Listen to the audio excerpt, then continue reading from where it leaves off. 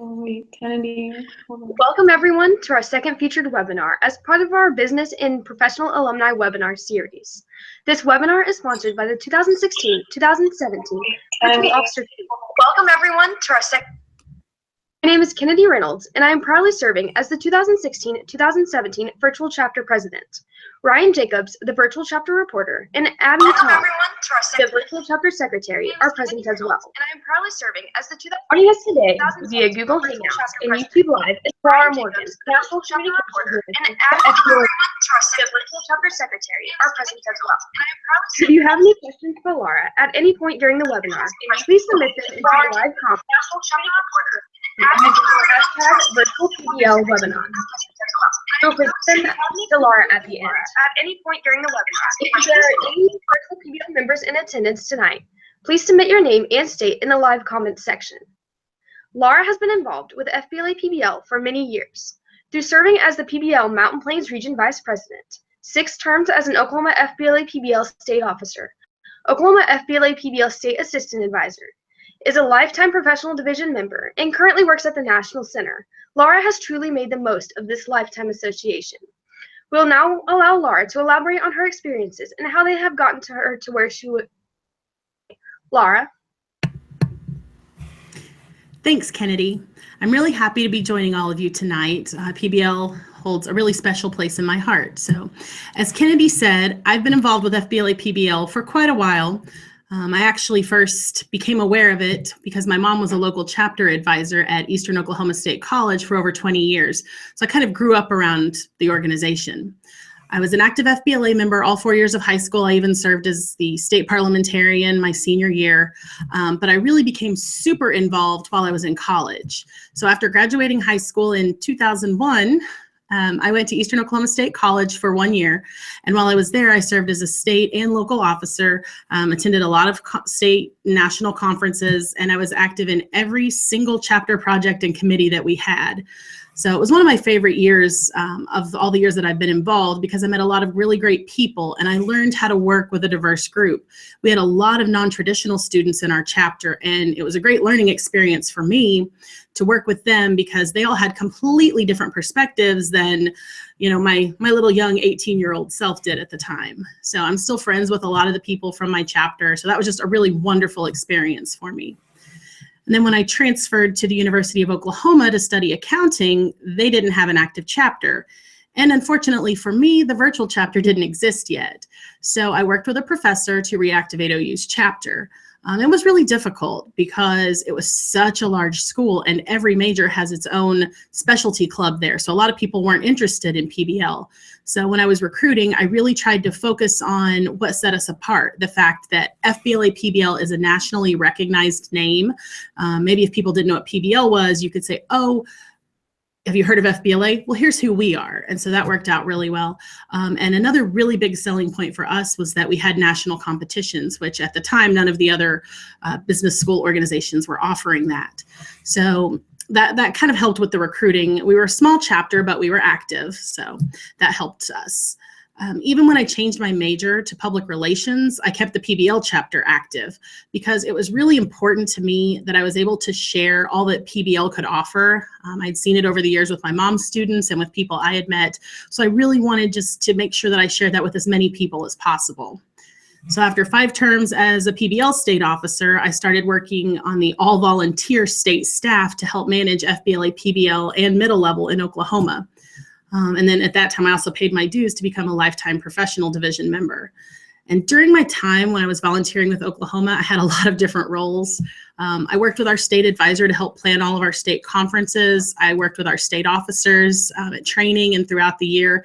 I assisted with national officer campaigns and just a whole lot more stuff that would take way too long to list, so I won't bore you with that. And then just a little bit about me. In my spare time, I like to decorate cakes. I enjoy reading, playing with my nephew, which if you follow me on social media, you'll see lots of pictures of us being silly together. And I like spending time with my family and my 2 dogs. They're on there a lot too. So I think that's kind of enough about my history for now. Let's talk about my job and how I got here and how FBLA-PBL has kind of helped me. So the year after I served as the Mountain Plains Vice President, I started working part-time for PDC Productions, who produced the National Leadership Conferences, which is how I got to know them as an officer. So after about 9 months, I started working there full-time, and I continued as an event coordinator with them until 2014. And that's when I came to work at the FBLA-PBL National Center here in Reston, Virginia.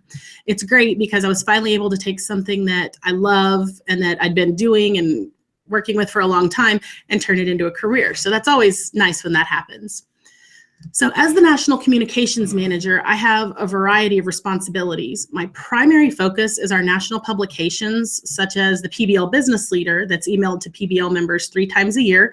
I hope each of you reads it when it comes out. We put a lot of work into that.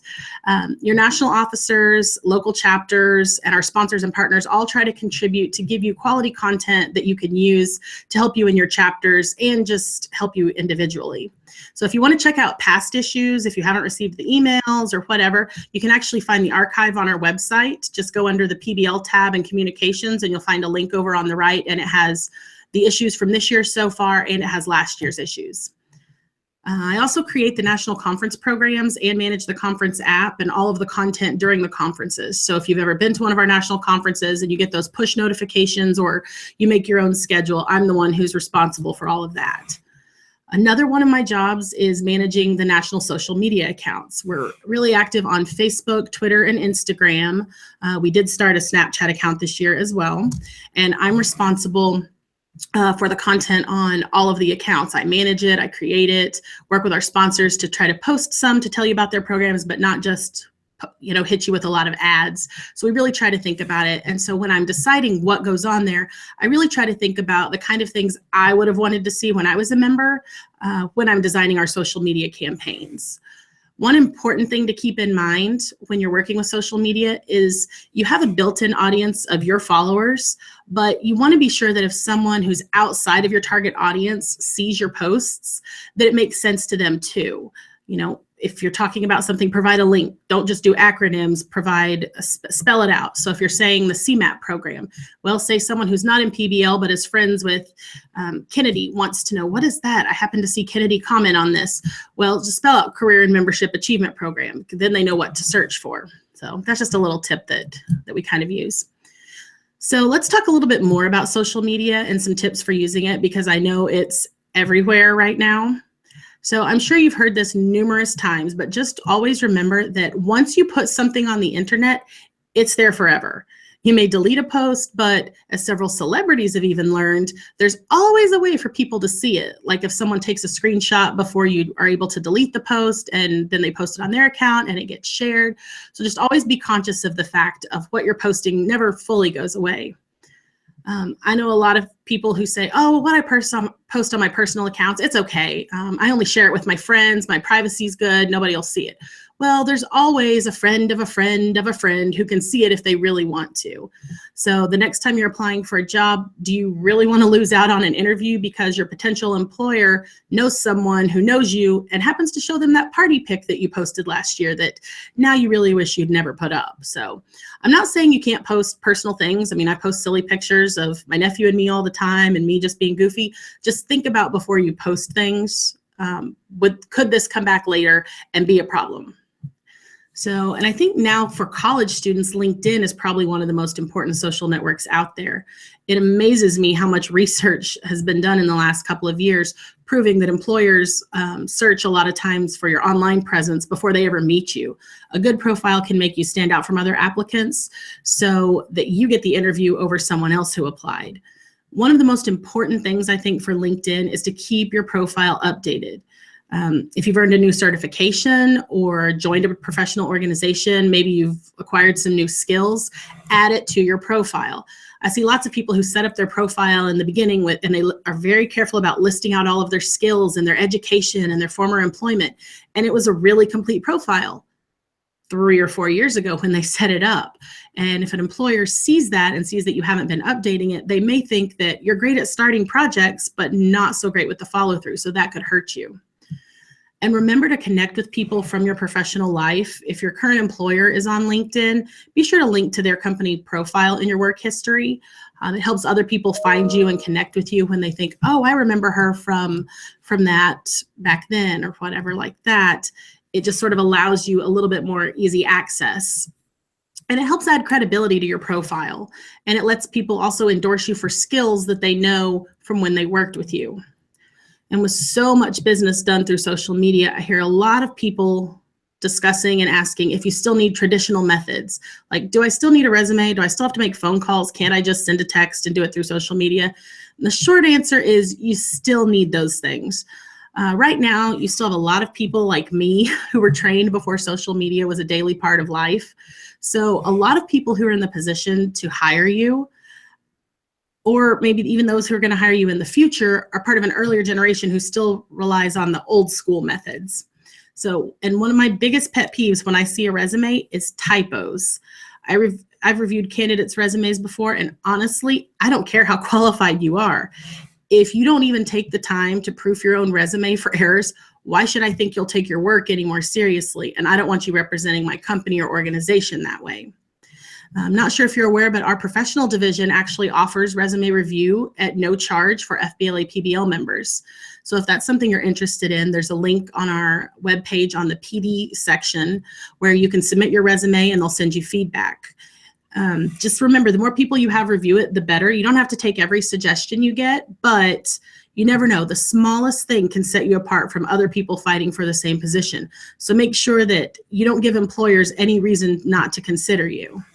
So remember, proof it again, ask someone else to proof it. But when you do that, make sure that it's somebody who knows what they're talking about, like your school's career counselor or maybe your PBL advisor. While your best friend may be the most wonderful person you know, think about if he or she actually has the skills before you ask them to help. Minimizing errors is one of the biggest communication tips that I can give to you. I mean, everybody makes mistakes. That's human nature. But do everything you can to prevent the ones that don't have to happen. Whether you're sending an email or your resume or creating slides for a big presentation, take the time to check your work. So now you've got the killer resume, so what do you do next? Well, a lot of applicants submit their application and resume, then they just sit back and wait for the job to come to them.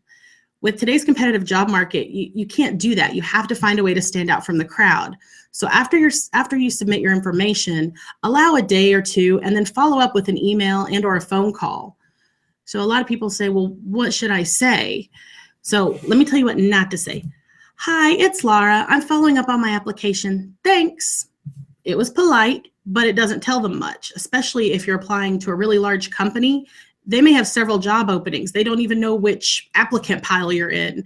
So there's some information you should always provide when you're calling or emailing. First thing is include your full name. You don't know how many Lauras they've talked to, and you don't want them to think it's another one calling. So be sure that you state your full name and clearly. If you're leaving a message with a person or through voicemail, be sure to state your name twice so that whoever's listening and taking notes is sure to hear it and get it down correctly. I mean, how many times have you listened to a voicemail where someone introduces themselves at the beginning, and then you listen to the whole message, and then it gets to the end and you decide, oh yeah, I need to get back with them. What was their name? And you have to start over and listen to the whole message again just to get the information that you needed. Don't make them do that. Say it again at the end, and that way they don't have to go through the hassle. If you make things easier for them now, you're more likely to hear from them. And remember to always explain why you're calling. It doesn't have to be a long speech, but you want to make sure they know exactly why you're calling, and then you want to help guide them to what the next step is. So another common mistake when people leave messages is forgetting to leave their contact information or leaving it, but where the person can't understand it. Especially today with cell phones and caller ID, people think, oh, they've got my number, but it doesn't always work correctly, or someone may not take that step. So always make sure that you leave it. I can't count the number of times that I've had to listen to a message multiple times just trying to figure out how I'm supposed to get back in touch with somebody, or trying to decipher a phone number that someone rattled off. And it's your number, you're familiar with it, so it's really easy for you just to say it quickly. That's great, but the person you're talking to probably has to stop and find something to write with or get ready to type it in. So a good rule of thumb is to pause a little bit and then I like to write my number as I say it out loud. You don't have to actually write it with a pen, just you can mimic the numbers, but it helps you pace it for someone who's having to write the numbers. And remember, they don't know what the next number coming is like you do. They need an extra second to process that. You'll be surprised if you try that, how much slower you really need to go to say your number to give someone time to write it down without having to go back and listen to the whole message again to get your number, especially because that's something you usually leave at the end of a message. And then at the end of the message, always thank them, and also always give them some kind of call to action. Ask them to call you or email you, or ask if you can provide additional information that will help them, or say, you know, if I don't hear back from you, I'll call you again in 2 days. Something to let them know that you're interested. And so it's not just okay, she called to see if we got her application. That's good. You want them to know, and you want to sort of force them to act on it. So with these tips, that earlier voicemail that I said don't do might sound something like, hello, this is Laura Morgan. I'm following up on my application for the communications manager position at FBLA-PBL. I'm very interested in discussing how my skills can fit in with your organization. So please call me at your convenience on my cell at 555. And again, see, I only wrote 2 5s in the time it took me to say that. So remember to slow down. So 555 555 5555. I may have said too many 5s. Again, this is Laura Morgan at, repeat the number, and I look forward to discussing this opportunity with you. I asked them to call me. I said I wanted to discuss this with them. I reminded them what I'm applying for, and I provided my contact information and repeated my name. All of those steps will help because it makes things easier for them. So a lot of those tips apply to voicemails or emails. If you're sending an email, remember to have a professional or at least a neutral email address. My old email address when I first started college was dramaqueen83. While it was a great fit in high school where I was involved in speech and drama and debate, an employer probably doesn't want someone who self-proclaims that they're a drama queen. So if you have a funny email address for personal use, that's totally fine. But consider creating a simple one that's based on your name or something a little more neutral that you can use when you're job hunting. So speaking of that, let's talk a little bit more about email communication, because I know that's something that the officers had asked me to do. So email is probably the most used business communication tool in today's society. We all know it's a lot easier just to respond really quickly to an email than it is to pick up and try to catch someone on the phone. Your email can come to your phone today, obviously, so it's just really quick to do that. So that's what most people use. And so I think because it's such an instantaneous method these days, that some of the standards and rules have changed a little bit. But so I just kind of want to go over some things. Business etiquette still recommends that you address someone, especially upon first introduction or meeting, by his or her title. For example, when addressing an email to me, if you're not familiar with me, then you would probably start with Ms. Morgan or Dear Ms. Morgan if you want to add the precursor on there. Check company websites for staff listings to see if someone should have doctor as their title, because you don't want to accidentally offend someone with a wrong greeting. And with females, if you're unsure if a female's married or not, and so you don't want to say Mrs. or Miss because it might be the other, Ms., just MS, is a pretty safe bet. No one really gets offended by that, and they'll usually correct you for future references. Remember, when you're sending emails, to please use proper capitalization and grammar and punctuation all throughout your email message. In today's environment of texting abbreviations, I know a lot of people think they can apply those same rules and patterns to business communication, but that's just not the case. And it's really helpful. Use your email program's spell check feature before you send the email. There's nothing worse than sending an email, and then when you see it in your sent folder, you realize, oh, why did I not catch that? So what I like to do that kind of helps with that as well is type the email and then just quickly reread through everything to make sure that I haven't missed anything. Sometimes I have 2 thoughts going on at the same time, and I accidentally try to mash them together in one sentence because I'm trying to get everything down and get an email out, and then it doesn't make sense anymore. So it's always worth your time just to do a quick reread. You're asking someone else to take their time to read this message, so you should be willing to take the time to read it first. And if you mention that you're attaching something, please remember to attach it. I can't count the number of times I've made that mistake, and then you have to go back and say, oh, sorry. Hopefully you noticed you didn't attach it, but it's worse when they come back and say, nothing was attached. So always just look for that. When you begin a new email conversation with someone, don't assume that they know why you're writing them for the first time. Clearly spell out the purpose of your message, include information they need to make a decision or to move forward or for the next step. And always try to make your subject lines brief but descriptive. Don't just say, hey, checking in. Say, checking on whatever the project is, or checking on application status. Always just make it really easy for them to identify before they open the email, so they also know it's not just going to be a waste of their time. And again, remember, just with an email, end with a call to action, whether it's I'll call you in 2 days, shoot me an email back, send me the information, whatever it is. Make sure that you're not sending the message just to get an email to someone. You always want it to lead to another action. And then for your signature in the email, it's best to include your full name and any contact info that you want them to have. Even if you provided it earlier in the body of your message, it's nice to have everything in one place at the end instead of them having to go back through and try to find where you left your phone number, or obviously they can probably just reply if they want your email address, unless you're asking them to reply to something different. For my messages, I typically include my phone number and my email address at the end after my name. Some other quick tips: avoid emojis or cutesy symbols in all business communication, even if you know the recipient well and think, oh, I'm going to put a little smiley face. You never know who else might see that message, and you don't want that to be somebody's first impression of you, is that you have this nice email and you decide to use texting emojis or little icons. So if you need to send a message to a large group of people, consider using the BCC blind carbon copy feature. It's a great way to send a message to a lot of people without them all seeing each other's email addresses all stacked up on top of the message. I'm sure you've seen it can be really annoying to scroll down half a page just to get past the email addresses so that you can get to the actual content of the message. If you think the recipients may need to see everybody who got it, if you're sending something out to your local chapter or to classmate, a group in class, oh, I want to make sure that Abby received this message. So Laura's not the one who sent it, but I received it. I'm like, oh, she got it. Then go ahead and use the CC. Just be aware that a lot of people don't like their email address being put out there like that. The other thing is, when you do use the CC feature for a group, beware of using the reply all feature. This gets misused quite a bit.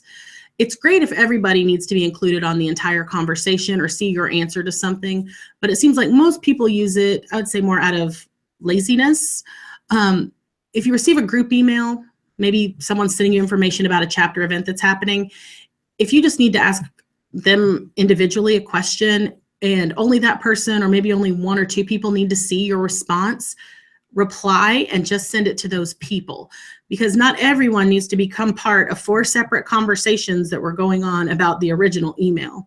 And if people start to receive too many irrelevant emails from you, then they may start ignoring things from you altogether. So in the future, when you actually need to reach them, they're just going to ignore your message and not see it. So I hope that some of this information has been helpful for you. If you have questions about email, voicemail, social media, any other communication things, I'd be happy to talk to you or answer your questions. You can find my contact info on the national website, or you can email me. It's pretty simple. My email address is just communications@fbla.org. And I think that's about all I have right now.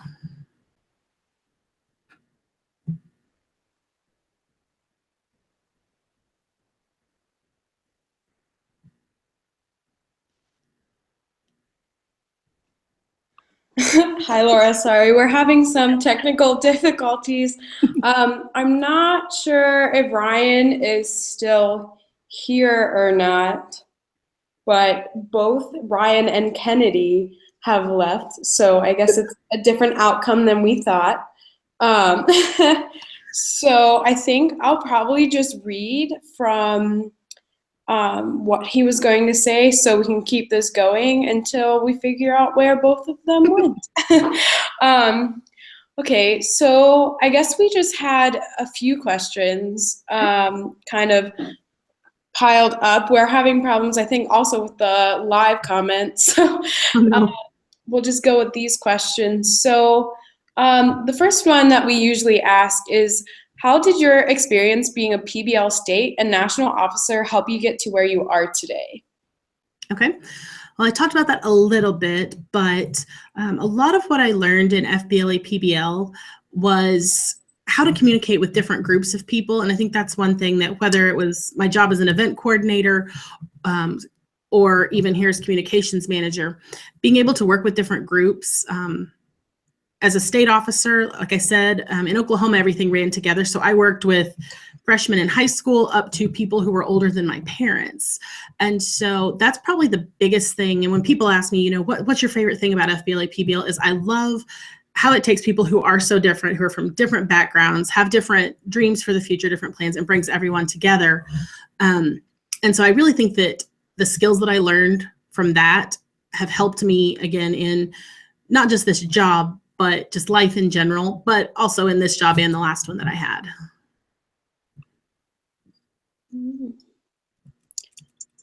Ryan, it looks like you're back. Do you want to continue with questions, or do you want me to just continue? I think you're doing a fine job if you want to continue to ask our members those questions. Okay. So the next question is, we have our NLC and our SLCs coming up for most of our members. So what type of events did you compete in while you were a member? Okay, in high school, I pretty much did Parley. I did intro to Parley, and then I was on the local and state Parley teams for a couple of years. Then when I was in college, it kind of changed a little, and it wasn't until college that I actually won my first national trophy. I competed in, let's see, job interview, business communication, computer apps, desktop publishing, community service project, local chapter annual business report, state chapter annual business report. I think I did public speaking at the state conference one year. So kind of, I usually focused on the computer desktop publishing type events or the speaking events. Okay. So you talked about recruitment kind of for PBL early on.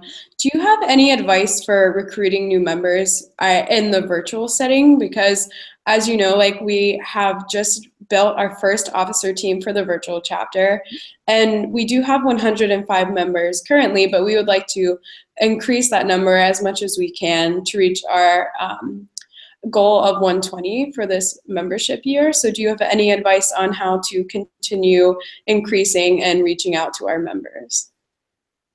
That's a really great goal. The one thing I will say, because I know even recruiting in a physical chapter, is don't get discouraged. It's really easy to get discouraged. So just, keep at it. And what I would recommend for virtual is, talking to either students at your school, because I assume not everyone's a business major. On my national officer team, our president was, I think he was a science major. We had political science. So, expand maybe your base a little bit. You don't just have to focus on business students, but I think the best thing for virtual chapter to do is really to utilize social media and reach out. A lot of schools, their departments, the business college or the University of Oklahoma accounting, I don't know if they have one, but will have their own group on Facebook or have groups on LinkedIn. So really utilize those to try to reach out to people and explain the benefits of being a virtual member, because I don't think a lot of people necessarily understand, you have all the same rights and privileges and opportunities that the physical chapters have. Awesome. I'm not sure if Ryan has anything else to say, but so I guess there's two more questions, I'm sorry. As virtual members, how can we break down the communication barrier and get our voices heard between members and officers, and on regular having virtual members speak with members within their state? Okay. So I think one thing that you guys are doing that's great is, like, for example, these webinars that you've implemented, you're providing content that they can use and share. So I think that's one way to kind of start the conversation, is because, it's always, okay, the national officers, I think, have challenges with this sometimes too. It's like, okay, we want to talk to the members more. You've got to have something to talk to them about. And I think you guys are doing a great job with trying to come up with new things for the virtual chapter. So I think that's one thing that's going to really kind of help break down those because it is a barrier if you don't have anything to say and you want to talk to someone. So I think that that'll help. And then for helping people talk to others in their state, and even in their schools, if they're trying to, start chapters or just recruit more members for the virtual, I really think it's just educating people about what's available. I think that will help. And just the resources that they can find. I'm always a big person on resources. When I was in Oklahoma, I did our state website, and that was the most complete page of our website was all the resources, because if people don't have the information, how can you really expect them to get involved and make decisions? Okay, awesome. And then just one last question. Once again, with the SLCs coming up and NOC coming up in less than 100 days, what can our members do to better prepare themselves for these conferences? I think the biggest things I always tell people, because I was very fortunate. I came from a really strong chapter the year that my freshman year, and our advisors really trained us on, kind of the ways of competing. And so I was fortunate over my time in PBL. I think I won 10 national trophies for top 10. And so people are like, wow, are you just really good at all that? And I was like, well, hopefully I do have some skills, but a lot of it is just understanding the events. The biggest thing I can tell people is read the guidelines for your event. If you're submitting one of these, say the business plan report, if it says it should be 15 pages, it has to be that, or you're going to take a huge hit in points. For the written tests, it gives you some of the areas that you need, the competencies that you need to study. So review all that information. There are sample materials on the national website for all of the events. For the performance events, I'm not sure how many PBL are on there, but a lot of the performances are similar to some of the FBLA events. We have videos on our YouTube channel where you can watch previous people, and those were all people who placed, otherwise they wouldn't, or at least made it to finals, otherwise they wouldn't be on the website as examples.